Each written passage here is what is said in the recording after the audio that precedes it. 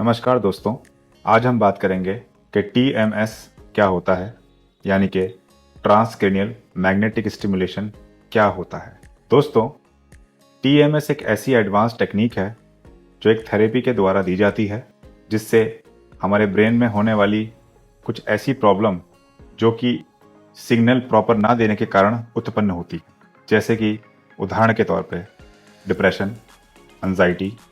OCD, post traumatic stress disorder PTSD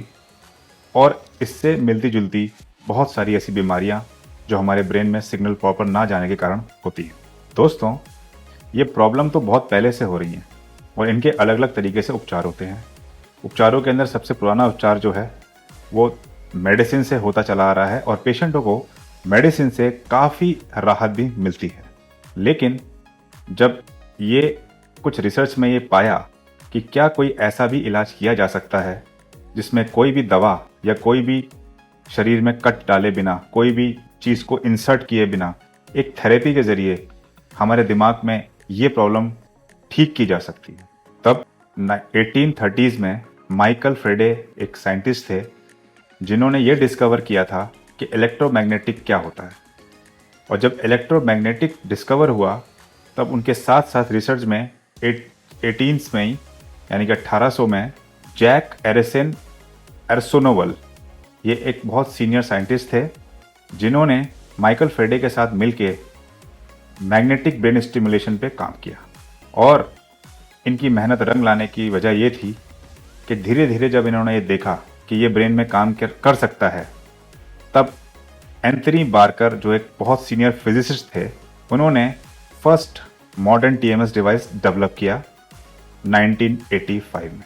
1985 में doctor Anthony Barker जो बहुत सीनियर फिजिसिस्ट थे, उन्होंने जब ये देखा कि बार बार ब्रेन के अंदर न्यूरॉन्स पर इस मैग्नेटिक फील्ड से स्टिमुलेट करने से, यानी कि मैग्नेटिक फील्ड बनाने से पेशेंट की कुछ बीमारियां ठीक हो सकती हैं, इसलिए सबसे पहले उन्होंने जब काम किया तो उन्होंने सबसे पहले डिप्रेशन पे काम किया। और डिप्रेशन पे जब काम किया, काफ़ी ट्रायल्स करे तो ये पाया कि डिप्रेशन के पेशेंट्स को काफ़ी हद तक इस थेरेपी के थ्रू ठीक किया जा सकता है। तो 1990 में उन्होंने रिपीटेटिव ट्रांसक्रेनियल मैग्नेटिक स्टिमुलेशन नाम को लॉन्च किया और फाइनली बहुत सारी मेहनत, कड़ी तपस्या के बाद 2008 यानी कि 2008 में इसको एफडीए की पहली मान्यता मिली, यानी कि फर्स्ट एफडीए अप्रूवल मिला, और जो कि बीमारी थी मेजर डिप्रेसिव डिसऑर्डर एमडीडी। इसी के चलते अब इस मैग्नेटिक फील्ड ब्रेन स्टिमुलेशन की दुनिया में बहुत बड़ा नाम बनाने के बाद जब ये पता लगा कि जब डिप्रेशन ठीक हो सकता है तो और भी बीमारियां ठीक हो सकती हैं, धीरे धीरे रिसर्च चलती चली गई और कुछ समय के बाद 2013 में ये पाया कि माइग्रेन के भी पेशेंट इससे काफ़ी हद तक ठीक हो सकते हैं। ठीक मतलब उनके जो माइग्रेन अटैक्स हैं वो कम हो सकते हैं और उनको वो प्रॉब्लम जो सीवियर होती है माइग्रेन में वो काफ़ी हद तक बेटर हो सकती है। तो फिर 2013 में भी इनको माइग्रेन के लिए एफडीए अप्रूव मिला। ऑब्सेसिव कंपल्सिव डिसऑर्डर भी एक ऐसी बीमारी है जिससे आज भी लोग जूझ रहे हैं, तो इस पे काम करना तो बहुत इंपॉर्टेंट था। तो ओसीडी के ऊपर भी जब बहुत सारे ट्रायल्स करे गए तो उसमें भी ये पाया कि ऑब्सेसिव कंपल्सिव डिसऑर्डर में इस ट्रांसक्रेनियल मैग्नेटिक स्टिमुलेशन के द्वारा दी गई पल्सेस से भी काफ़ी इफेक्ट हो रहा है, यानी कि पेशेंट काफ़ी हद तक क्योर हो रहे हैं, ठीक हो रहे हैं, सिम्टम खत्म हो रहे हैं। तब उनको भी और बहुत मेहनत के बाद 2018 यानी कि 2018 में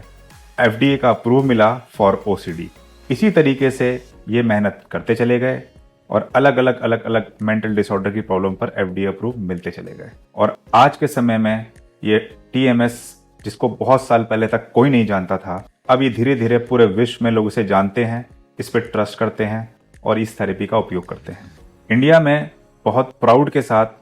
मैं ये कहना चाहता हूँ कि हिंदुस्तान के अंदर भी इस टेक्निक का यूज़ किया जा रहा है और न्यूरोमाइंड टीएमएस, जिसका नाम भी एक टीएमएस टेक्नोलॉजी के नाम पर रखा गया है, वहाँ पर ये टेक्नोलॉजी एडवांस प्रोटोकॉल्स के साथ यूज़ की जा रही है। और हमारे पुराने जितने भी लोग और scientist, physicist, starting by Jack d'Arsonval से लेकर doctor Anthony Barker with doctor Mark George, जो एक सीनियर साइकेट्रिस्ट थे, उनकी मेहनत को आगे बढ़ाते हुए आज न्यूरोमाइंड टीएमएस में भी इसका उपयोग किया जा रहा है, क्योंकि ये बहुत सेफ थेरेपी है। जैसे कि मैंने आपको बताया कि पिछले काफ़ी समय में इसके कई सारे ट्रायल्स हुए और उसके बाद इस थेरेपी को अलग अलग बीमारियों पे एफडीए की मान्यता मिली, जिसका अर्थ ये है कि ये ट्रीटमेंट पूरी तरीके से सेफ है, टेस्टेड है, ट्रायल किया हुआ है। तो ये थी हिस्ट्री ट्रांसक्रेनियल मैग्नेटिक स्टिमुलेशन की, कि ये ट्रीटमेंट क्यों आया था, कौन इसको लाने वाले थे और इसको लाने में और इसको प्रॉपर उपयोग करने में बहुत से लोगों का हाथ है और बहुत मेहनत है। आज ये धीरे धीरे करके फैल रहा है हिंदुस्तान में, इंडिया में भी ये काफ़ी जगहों पे किया जा रहा है। न्यूरोमाइंड टीएमएस में तो उसकी सबसे एडवांस इस समय पर जो प्रोटोकॉल टेक्निक यूज़ की जाती है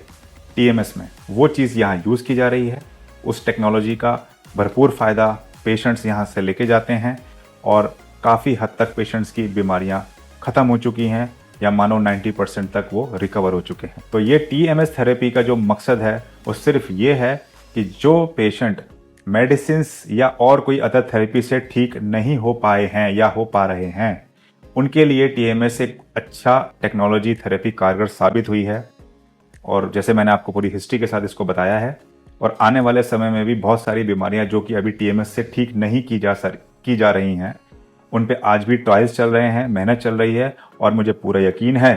कि पिछले समय के हिसाब से अलग अलग बीमारियों में एफडीए का अप्रूव लेके और ट्रायल्स लेके जब ये पाया गया है कि इसका इलाज इससे हो सकता है, तो आने वाले समय में भी मैं उम्मीद करता हूँ कि हमारे मेंटल डिसऑर्डर के अंदर जो बीमारियाँ अभी टीएमएस में नहीं आती हैं, वो आने वाले समय में भी हमारे साइंटिस्ट, सीनियर डॉक्टर्स और मेडिकल साइंस की मेहनत करने के बाद जो बीमारियां अभी टीएमएस से ठीक नहीं हो रही हैं, वो आने वाले समय में टीएमएस से ठीक हो सकती हैं। तो बस मुझे दोस्तों आपको यही बताना था कि ट्रांसक्रेनियल मैग्नेटिक स्टिमुलेशन क्या होता है और ये क्यों आया था और आज के समय में इसके क्या उपयोग हैं, और न्यूरोमाइंड टीएमएस में इसको दिया जा रहा है। इसी मेहनत को आगे तक ले जाने की कोशिश की जा रही है और मुझे बहुत प्राउड है इस बात का कि बहुत सारे पेशेंट इस थेरेपी के बाद काफ़ी हद तक बेटर हैं और अपनी जिस प्रॉब्लम को वो लेके आए थे उस प्रॉब्लम से बाहर आ चुके हैं। तो मैं अलविदा चाहता हूं दोस्तों आपसे। अगली बार यूट्यूब के ऐसे ही किसी जानकारी वाले वीडियो में ज़रूर मिलेंगे, और अगर आपको इसके बारे में और अधिक जानकारी चाहिए तो आप नीचे दिए गए कमेंट सेक्शन में कमेंट करके अपना क्वेश्चन पूछ सकते हैं, ताकि आपके सवालों के जवाब में आपकी नॉलेज के लिए टीएमएस को लेकर हम और भी अच्छी वीडियो बना सकें। धन्यवाद।